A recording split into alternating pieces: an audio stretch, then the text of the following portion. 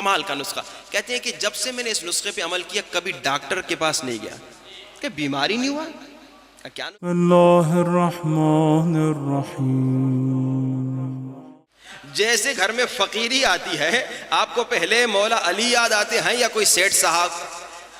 بھائی دیکھیں نا، میں تو مشہد میں رہ رہا ہوں سن 2001 سے، میں تو دیکھ رہا ہوں مومنین آتے ہیں بڑے بڑے بیماروں کو لے کر آتے ہیں اور کہتے ہیں جی قبلہ یہ ہم اپنے بابا کو، دادا کو، بھائی کو، بہن کو، جو بھی بیمار ان کا ہوتا ہے امریکہ لے گئے، کینیڈا لے گئے، لنڈن لے گئے، آسٹریلیا لے گئے، اور جب سب نے کہا کہ بچنے کی کوئی امید نہیں تو ہم نے کہا چلو اب امام رضا کے در پہ چلتے ہیں. تو میں اکثر یہ سوچتا تھا بچپنے میں، جب بڑا ہونے لگا تو پھر میں کہنا بھی شروع ہو گیا. میں نے کہا دیکھو ڈاکٹر کے ہاں جانے سے منع تو اسلام نے نہیں کیا، لیکن جہاں مصیبت آ گئی پہلے مولا کے در پہ آ جاؤ پھر ڈاکٹر کے ہاں چلے جاؤ، اس میں تو کوئی حرج نہیں. یہ کیوں انتظار کر رہے ہو جب سب نے ٹھکرا دیا پھر مولا کے در پہ آ رہے ہو؟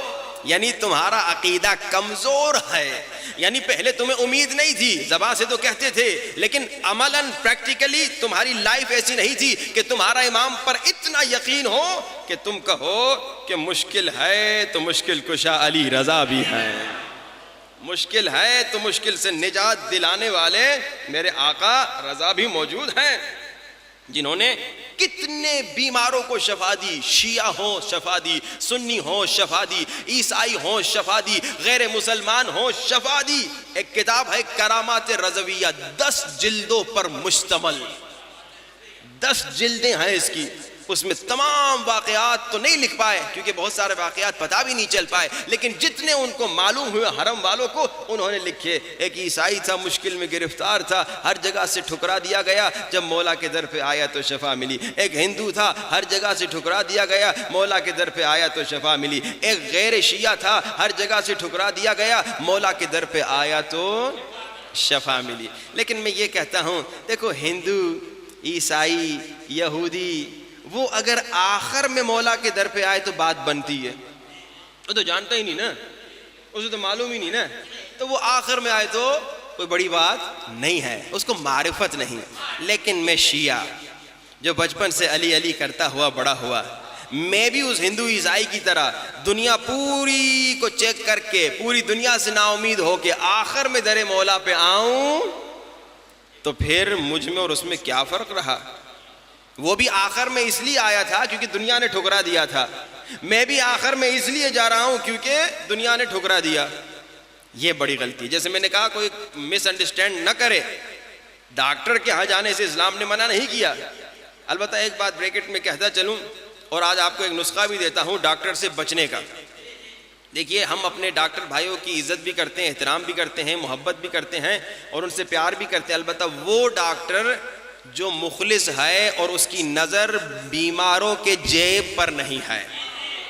یہ 2 قسم کے ڈاکٹر ہوتے ہیں. ایک ڈاکٹر ہے اس کا مقصد یہ کہ آپ کا علاج ہو جائے، لیکن ایک ڈاکٹر کہتا ہے اس کے 10 اور ٹیسٹ بھی کروا دو، 10 اور ایکس رے کروا دو، 10 اور سٹی اسکینز کروا دو. اور جب پوچھا جاتا ہے کیوں، کہتے ہیں پرسنٹیج ملتا ہے. تو یہ نام کا ڈاکٹر اصل میں قاتل ہے، یہ نام کا ڈاکٹر اصل میں قاتل ہے. بھائی میں ویسے ہی مریض ہوں، ویسے ہی بیمار ہوں اور میرا خرچہ بڑھا کے مجھے مصیبت میں کیوں ڈال رہا ہے؟ لیکن شریف وہ ڈاکٹر جو جب بیمار اس کے پاس آتا ہے. مجھے یاد ہے مشہد میں ہمارے ایک پڑوسی ہیں ڈاکٹر ہیں، جب ان کے پاس گئے تو انہوں نے ذرا سا چیک کیا. ہم نے کہا کوئی دوائی لکھ کے دے دیں، کوئی انجیکشن لکھ کے دے دیں. کہا تمہیں دوائی کی ضرورت نہیں، ادرک کی چائے پی لو ٹھیک ہو جاؤ گے. مثال دے رہا ہوں، ادرک تو سب کے گھر میں پڑی ہوئی ہے. یہ ہے وہ شریف ڈاکٹر جس نے کہا کہ بھائی، بلکہ ہم نے اس کو وزٹ بھی دی، اس کا پیسہ بھی دیا کہ بھائی یہ آپ نے چیک اپ کیا ہے، اس کا خرچ. اس نے کہا 5 منٹ بیٹھے ہو، کیا پیسے لینا، چلے جاؤ. دیکھیں یہ وہ ڈاکٹر ہے. مشہد میں ایک ڈاکٹر ہے اتنا کمال کا ڈاکٹر کہ وہ جناب ہر جمعرات کو کہتا ہے وہ مریض جن کے پاس پیسہ نہیں میرے پاس آئے، میں فری میں چیک کرتا ہوں. اگر ایسے ڈاکٹر آپ نے پاکستان میں بھی دیکھے تو پھر سمجھیے یہ شریف ڈاکٹر ہے کہ بھائی ہفتے میں 1 دن کہتا ہے بیماروں کو فری چیک اپ کروں گا، اور جس بیمار کے پاس دوائی کا پیسہ نہیں ہوتا اسے پیسہ بھی دیتا ہے. یہ مشہد کا ڈاکٹر ہے. اکثر ڈاکٹر کہتے ہیں بھائی ہم نے تو بھائی ڈاکٹری پڑھنے کے لیے اتنا خرچہ کیا، اتنے لاکھ خرچے کیے، اب ان غریب عوام سے کھینچیں. ہاں بھائی یہ ڈاکٹر نہیں. ایسے ڈاکٹروں سے بچنے کا ایک نسخہ، اس پہ عمل کیجئے. لیکن عمل کرنے سے پہلے آپ سے ایک وعدہ لینا چاہتا ہوں کہ دیکھیے آپ کوئی بھی چیز جب لیتے ہیں تو اس کی قیمت دیتے ہیں نا, ایسے ہی ہے نا, جب آپ بازار سے کوئی چیز خریدتے ہیں 1 روپے کی چیز جب اٹھاتے ہیں تو پہلے قیمت دیتے ہیں. میں جو ابھی نسخہ آپ کو دینے والا ہوں جو آپ کو ڈاکٹروں سے بچائے گا, اور ایسے خطرناک ڈاکٹروں سے جو میں نے کہا ان سے بچائے گا, لیکن اس کی قیمت میں لوں گا آپ سے. آپ کہیں گے مولوی صاحب یہ کیا آپ پیسے کے پیچھے لگ گئے؟ ابھی آپ نے کہا کہ پیسے لینے والے ڈاکٹر اچھے نہیں, آپ پیسے لینے والے مولوی ہو گے. نہیں, پیسے نہیں لے رہا میں, پیسے نہیں لے رہا, آپ سے ایک وعدہ لینا چاہتا ہوں. یہ نسخہ بتاؤں گا ایک شرط پہ, اور شرط یہ ہے کہ آپ خمینی بھی عارف تھے اور ان کے استاد آیت اللہ شاہ آبادی وہ بتاتے ہیں کمال کا نسخہ. کہتے ہیں کہ جب سے میں نے اس نسخے پہ عمل کیا کبھی ڈاکٹر کے پاس نہیں گیا کہ بیماری کیا نسخہ. اس پہ انشاءاللہ تھوڑی تفصیل سے گفتگو ہوگی کل یا آئندہ مجالس میں, لیکن آج صرف اشارہ کروں. کہا کہ ہر روز 1 مرتبہ دعائے توسل پڑھو اور 70 مرتبہ سورہ الحمد پڑھو.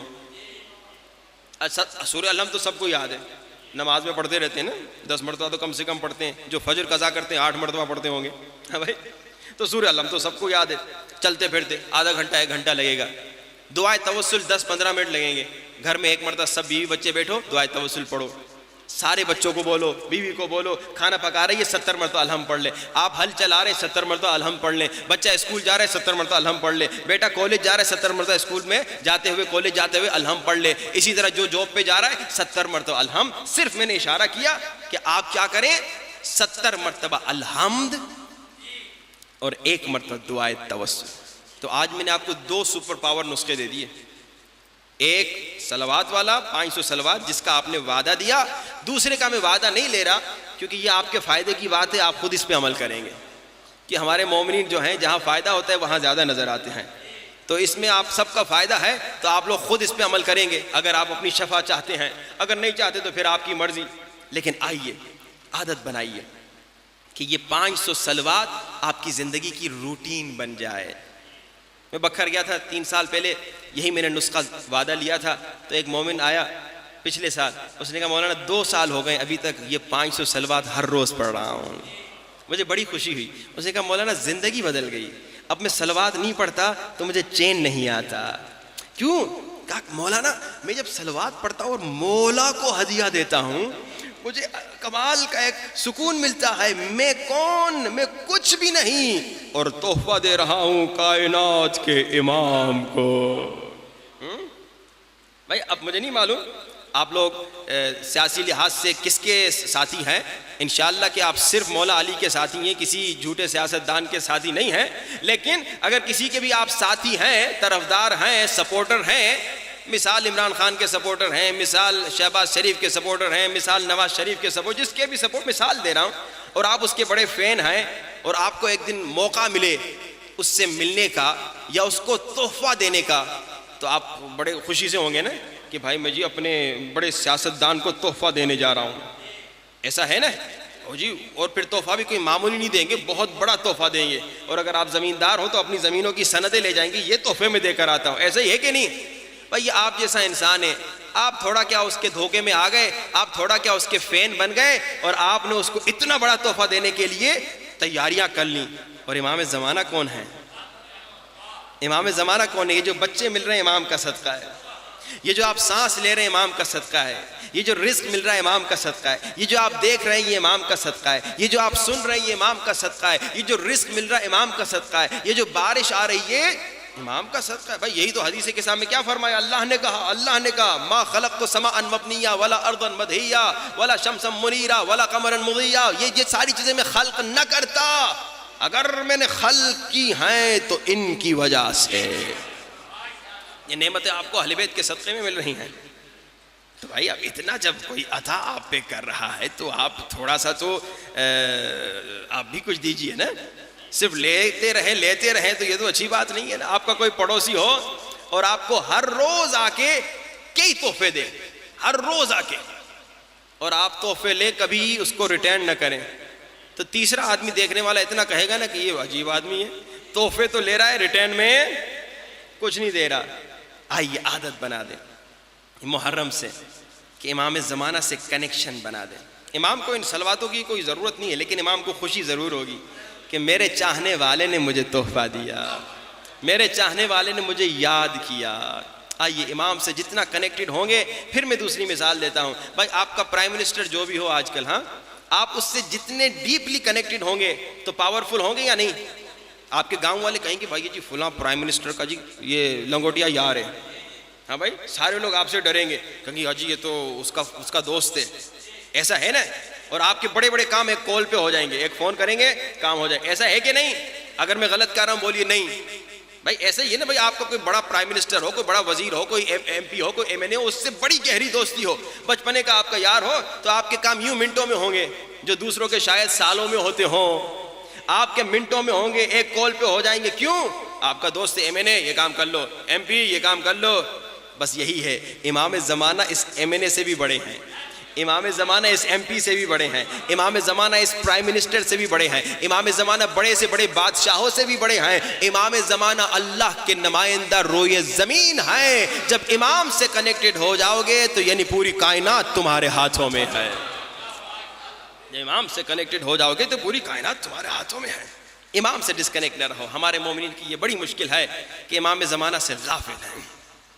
آئیے ان 10 دنوں میں کوشش یہی رہے گی کہ امام زمانہ سے کنیکٹڈ ہو جائیں. امام زمانہ کے وسیلے سے انشاءاللہ ہمیں نجات بھی مل رہی ہے, اور امام زمانہ کے وسیلے سے انشاءاللہ ہم عظیم کامیابی کی طرف بڑھیں گے. بس کوشش یہ کیجئے کہ جب یہ صلوات پڑھیں تو آنکھوں سے ایک قطرہ آنسو بھی نکل کے آ جائے. کیوں؟ کیونکہ صلوات اگر فضائل کا جملہ ہے تو وَعَجِّلْ فَرَجَهُمْ مصائب کا جملہ ہے. صلوات ایسے پڑھیے گا, اللہم صلی علی محمد وآل محمد وعجل. عجل فرجم یعنی کیا؟ وعجل فرجم یعنی میرے اللہ امام زمانہ کا جل ظہور فرما. میں نے کیا کہا؟ صلوات اگر فضائل کا جملہ ہے, وعجل فرجہم مصائب کا جملہ ہے. کیا مطلب؟ وعجل فرجہم یعنی میرے اللہ اس مہدی کو بھیج دے جو جب آئے گا اس ظالم سے انتقام لے گا, جس نے ننھی سکینہ کو ہائے تماچے مار. وعجل فرجم, وعجل فرجم یعنی میرے اللہ امام زمانہ کو جلدی بھیج دے تاکہ اس ظالم سے انتقام لے جس نے زینب کی چادر چھینی.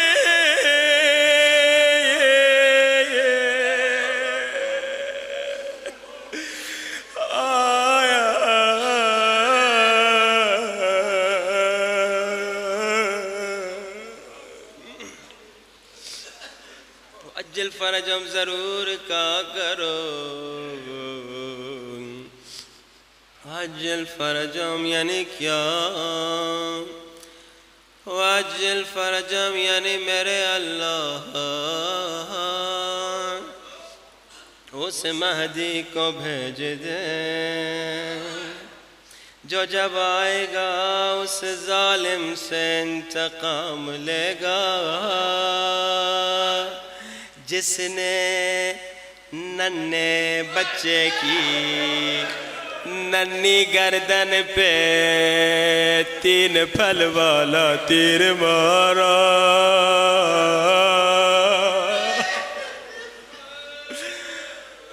اجل فرجم یعنی میرے اللہ امام زمانہ کو جلد بھیج دے تاکہ اس ظالم سے انتقام لے, اور جس نے اکبر کے سینے پہ برچی ماری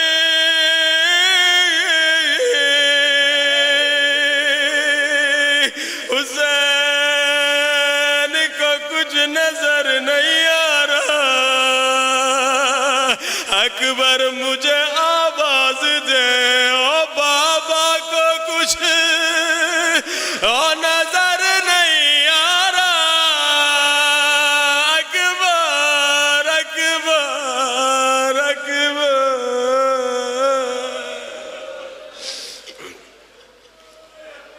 روتی ہوئی آنکھوں سے ہاتھوں کو بلند کیجئے، ہاتھوں کو سروں سے بلند، نہ شرمائیے، ہاتھوں کو سروں سے بلند، کوشش کیجئے آنکھوں سے آنسو جاری ہو، اور رو رو کے 5 مرتبہ امام زمانہ کو بولو، یا صاحب الزمان مولا مولا مولا جان، بلند آواز، یا صاحب زمان مولا مولا مولا جان، یا صاحب